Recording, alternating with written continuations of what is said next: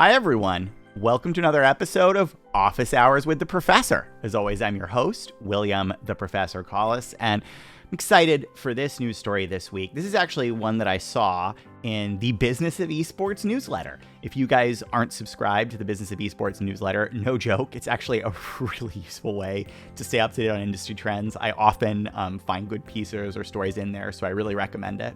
But I saw this story and I thought, gee, I really want to do an office hours on this. What was the story I ran into? Well, it is NetDragon Websoft Holdings, or, more commonly known, I think, as NetDragon, has appointed a new CEO.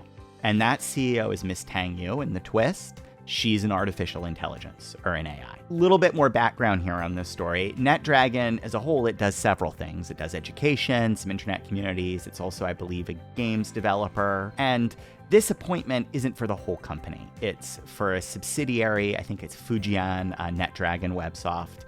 And it's also a rotating CEO position, whatever that means. It sort of sounds like there's going to be a human, at least some human, overseeing the AI here in some capacity, right? NetDragon has sort of announced the goal of this is to showcase AI for corporate management and also to sort of improve the efficiency of the company. Digging in, looking a little bit more under the tool, Ms. Tang Yu does sound a little bit more like sort of a data tool. She's doing things like focused on efficiency, and there's some talk about a data hub. But she's also doing some curiously human things like talent development, which is pretty crazy. So, why did I want to talk about this? Right? Like, what caught my eye in this story? And the answer is because I think this is really a possible direction for the future.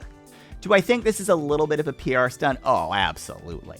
I mean, particularly when there's language in the announcement itself, like, getting metaverse, the buzzwords like that. Definitely. But did it work as a PR announcement? Yes.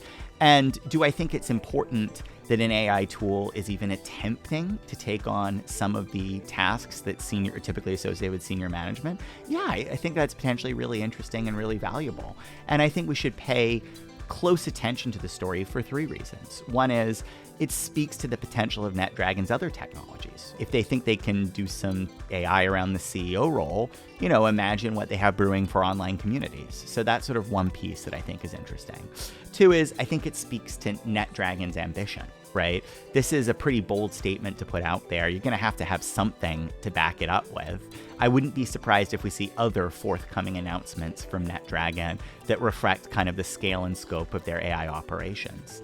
And then the third thing about this is I think we should watch it because it's fun, it's interesting, and it really raises interesting questions about the limits of AI.